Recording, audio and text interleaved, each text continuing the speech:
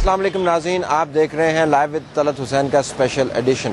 مختوم جاوید ہاشمی پاکستان مسلم league نون کے پارلیمانی leader اور ایکٹنگ پریزیڈنٹ اسی پارٹی کے ہی ایک طویل اسیری کے بعد باہر آئے ہیں۔ ہم نے ان کے ساتھ انٹرویو کیا۔ انٹرویو میں انہوں نے بہت سا ایریا کور کیا۔ انہوں نے بات کی پارٹی کے اندر جمہوریت کی، انہوں نے بات کی کس طریقے سے پاکستان کے اندر تبدیلی آئی ہے۔ میرا پہلا سوال ان سے یہ تھا کہ جناب اب آپ باہر آ گئے ہیں، پاکستان کے اندر آپ کو کہاں پر کیا تبدیلی نظر آ رہی ہے؟ کچھ چیزیں تو ایسی ہیں جو بالکل بدلی ہوئی ہیں اور وہ ان کو دیکھ کر مجھے خوشی ہوئی ہے، روشنی کی کرن نظر آئی۔ ایک تبدیلی تو یہ ہوئی ہے یقیناً کہ جو پاکستان کے عوام ہیں، سیاسی شعور ان کا بہت بلندیوں پہ چلا گیا ہے، بیدار ہو گئے ہیں، اپنے معاملات کو سمجھتے ہیں اور یہ بھی سمجھتے ہیں کہ ہمارے مسائل کا حل کون نکال سکتا ہے، یہ بھی سمجھتے ہیں کہ مسائل پیدا کس نے کیے تھے، اور اس کے اندر جو ایک ایرا آف کانسٹیٹیوشنلزم جو ہے وہ شروع ہو گیا ہے، اور اس کے اندر عام آدمی جو ہے وہ اس کے اندر شریک ہو گیا ہے۔ یہ شرکت پاکستان کے بننے کے بعد اب تک اس طرح سے کبھی نہیں ہوئی تھی۔ میں 40 سال سے تو میں بھی سیاسی کارکن ہوں، تو یہ میرے لیے بہت خوشی کا کہ وہ اب اپنے حقوق کو بھی جانتے ہیں، ملک کو نقصان پہنچانے والوں کو بھی جانتے ہیں، اس کا حل بھی جمہوریت میں تلاش کر رہے ہیں، اور فیڈریشنزم جو ہے جتنا دبا کے رکھا گیا تھا، اس وکلاء کی تحریک نے اس کو اوپر کر دیا ہے اور باقی ساری چیزیں نیچے چلی گئی ہیں۔ یہ بہت بہت میرے لیے خوشی دینے والا لمحہ ہے۔ حاجی صاحب، سیاست تبدیلی، آپ جیل میں گئے، جیل سے باہر آ گئے، سیاست میں کیا تبدیلی نظر آئی؟ نہیں، میں مایوس ہوں۔ پہلی بات تو یہ ہے کہ ابھی تک بھی جو ہے انتخابات کی بات بھی اگر ہو رہی ہے تو اقتدار کے حوالے سے ہو رہی ہے، فلانے کو اتنا حصہ ملے گا، فلانے کو اتنی سیٹیں مل جائیں گی، فلانے کو پاور شیئرنگ جو ہے عوام کی بجائے وہ ابھی وہیں پہ سوئی اٹکی ہوئی ہے کہ کس کو ہم نے میں نے اپنی کتنی مجھے اقتدار مل جانا ہے، سیٹیں مل جانی ہے، وزارت مل جانی ہے، وزارت عظمیٰ مل جانی ہے۔ وہ جو ہماری تھنکنگ ہے وہ اونچی نہیں ہوئی۔ ہم وزارت عظمیٰ صدارتوں سے اس سے ذہن کو، ہماری لیڈرشپ کا ذہن اس سے اونچا نہیں گیا، عوام کی بات کو بھی اس طرح نہیں سن رہے، اور اپنے عہدوں اور اپنی چیزوں کے یہ تو بالکل تبدیلی ہوا۔ دوسرا جو تھریٹس ہیں ہماری اس آج بھی مملکت کو، اس تھریٹس میں اضافہ ہوتا جا رہا ہے۔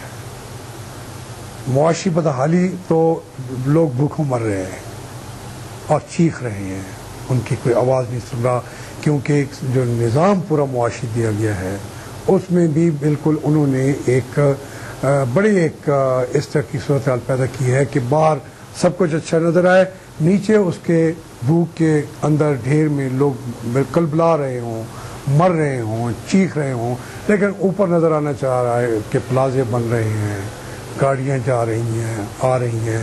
تو ہم نے اپنے اس بیچارے لوگوں کے اوپر ایک کارپیٹ، ایک قالین اوپر بچھا کے اس کے ایرانی قالین کی طرح خوبصورت کر لیا ہے۔ نیچے کے مسائل جو ہیں وہ گہرے ہوتے جا رہے ہیں۔ معاشی تبدیلی آپ کے خیال میں بالکل نہیں ہے؟ بالکل تبدیلی کیا، میں تو ایک بنیادی طور پہ ایک کسان ہوں، میں سمجھتا ہوں کہ لوگوں کے مسائل اتنے بڑھ گئے ہیں، اتنا آرٹیفیشیلٹی کریٹ کر دی گئی ہے کہ یہ ایک چھوٹا سا طبقہ ایسا بنا دیا گیا ہے جو معیشت کا چہرہ بن گیا ہے۔ وہ بڑا ٹھیک سوٹ بوٹ میں، بڑی گاڑی میں، یہ وہ، تو باہر کے آنے والے کو لگتا ہے کہ یہ تبدیلی، جب نیچے والا جو ہے اس کو وہ جل رہا ہے اس سے، اور وہ کسی مرحلے پہ وہ آگ بگولا ہو کر سب چیز کو تحس نحس کر طبقاتی تقسیم کی بات کریں کہ وہ جی بڑھتی جا رہی ہے، بڑھتی جا رہی ہے. سیاست میں تبدیلی اس طرح نہیں ہوئی جس طرح آپ چاہ رہے تھے، آپ کا دل جل رہا ہے، طبقاتی تقسیم بڑھتی جا رہی ہے، مملکت کے جو خطرات ہیں اس کے اندر اضافہ ہو گیا، آپ نے بھی فرمایا. پارٹیز بھی تبدیل نہیں ہوئی، آپ کی پارٹی میں کیا تبدیلی آئی ہے مثلا؟ دیکھیں پارٹیز کو پہلی بات تو میں یہ عرض کروں گا کہ پارٹیز میں کوئی تبدیلی آئی نہیں ہے، اور اس کی یہ ایک ایڈمیٹڈ فیکٹ ہے، لیکن اور اس کی ایک وجوہات بھی ہیں. وجوہات یہ ہیں کہ یہاں پہ پاکستان بننے کے ساتھ ہی سیاست کو تو مار دیا گیا ہے. جس کو چاہتے ہیں جلا دیتے ہیں، جس کو چاہتے ہیں وہ بولنے کے لیے رکھ دیتے ہیں.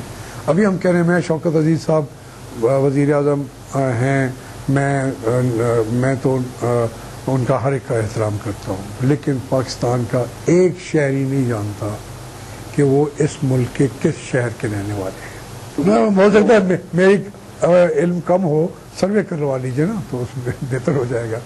تو اچھا یہ خیر ایک لائٹر سائڈ ہے. بات یہ ہے کہ اس وقت جتنی زیادتیاں بلوچستان میں ہوئی ہیں، باجوڑ میں ہو رہی ہیں، اس کے اندر جو یہ اسٹیٹ کی اتھارٹی کو بحال کرا رہے ہیں، ریٹ کہتے ہیں، ریٹ ہم بحال کرائیں گے، مملکت ہے حیثیت کو ڈائلیوٹ کرنا. Come back to the party, جو آپ نے بات کا آغاز کیا تھا، وہ دیٹس امپورٹنٹ کہ پارٹیز چینج نہیں ہوئی، لیکن آپ نے کہا کہ شروع دن سے میں اس میں یہی عرض کر رہا ہوں کہ جب آپ بار بار لوگوں کو ووٹ دینے کے لیے ان کو جانا پڑے گا، اس کے اب تک لیڈرشپ جو ہے بہت ہمیں میں سمجھتا ہوں کہ یہ بھی ہماری خوش قسمتی ہے کہ پولیٹیکل پروسیس میں لیڈرشپ اویلیبل ہیں، لیکن یہاں پہ ابھی تک بائی ڈیفالٹ لوگ کھڑے ہیں. مثلا مجھے اگر آپ مل رہے ہیں آج تو میں جیل میں گیا ہوں تو وہ سمپتھی کی وجہ سے مجھے اہمیت حاصل ہو گئی، تو کیا کر لیا میں نے؟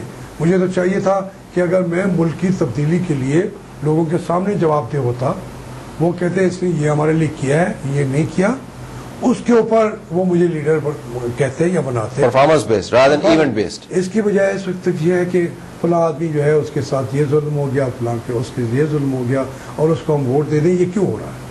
بائی ڈیفالٹ لیڈرشپس جو ہیں ہمارے ملک میں رہی ہیں، اور یہ پوری دنیا میں ہوتی ہیں، انڈیا میں بھی ہے، ساؤتھ امریکہ میں حادثاتی ہیرو، حادثاتی ہمارے امریکہ میں بھی ہے.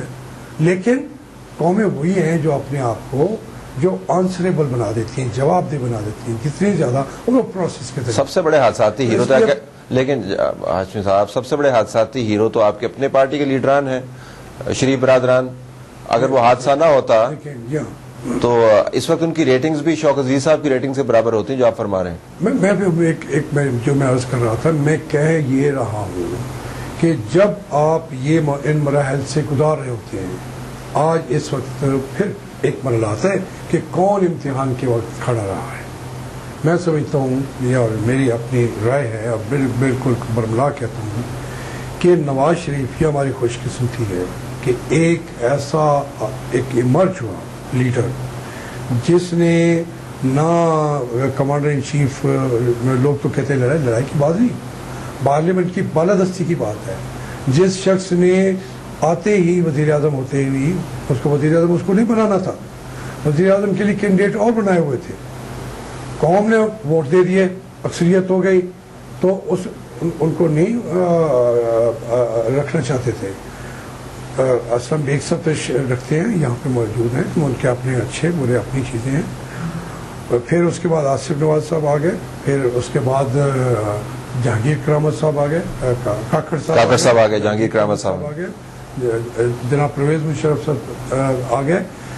یہ نواز شریف کا ان کے ساتھ یہی رہا ہے کہ آپ اپنے جو کام ہے اس کے اندر رہیں، اور یہ شاید کم ہی ہو دنیا کی تاریخ میں کہ 4 کمانڈر ان چیف اس ملک میں جہاں ہر کمانڈر ان چیف آخرکار صدر بنے جاتا ہے، اس کو ایک شخص کہے کہ میں نہیں مانتا آپ کی ریٹ کو، آپ کی طاقت کو، میں عوام نے ہمیں ووٹ دیا ہے، ہمیں کام کرنے دو. یہ جانتے ہوئے کہ یہاں کا ہر کمانڈر ان چیف صدر بن جاتا ہے، میں سمجھتا ہوں یہ کارنامہ ہسٹری، پولیٹیکل ڈیموکریٹک ہسٹری میں کسی ایک فرد نے نہیں سمجھا. قوم کی بھی آنکھیں کھل جائیں اور آپ کی بھی آنکھیں کھل جائیں.